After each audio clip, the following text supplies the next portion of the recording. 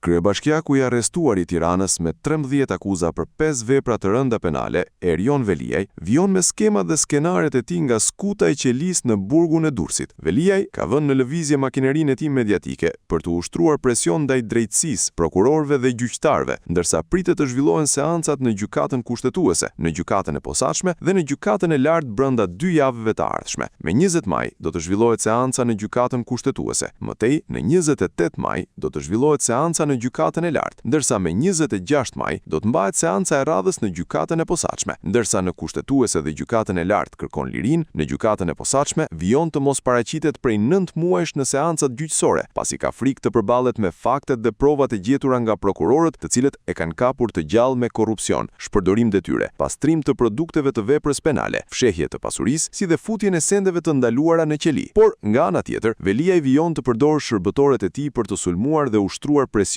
ndaj drejtësisë, vijon me skenaret e sulmeve me shkrime të paguara dhe lobiste në mediat e huaja. CNA ka pasqyruar të gjitha raportimet e bëra me pagesë në mediat e huaja që bëhen para çdo seance të planifikuar për kryebashkiakun e arrestuar të Tiranës, Erion Veliaj. Vijon të përdor avokatin e tij të pandehur dhe të akuzuar në GKKO, Plarent Ndreqa, i cili ka ndërmarrë veprime dhe aksione për sulme ndaj institucioneve të drejtësisë. Kjo është një skeme përsëritur para çdo seance gjyqësore që e pret në gjykatën kushtetuese, në gjykatën e lartë, në gjykatën e posaçme dhe në gjykatën administrative. Qëllimi i sulmeve në të gjitha rastet është i njëjtë, për të ushtruar presion, për të kërcënuar dhe shantazhuar drejtësinë, prokurorët dhe gjyqtarët. Sulmet dhe skenaret bëhen për të vënë në presion gjykatën kushtetuese, gjykatën e lartë, gjykatën e posaçme apo gjykatën administrative, që të dalë nga burgu njeriu me 13 akuza për 5 vepra të rënda penale.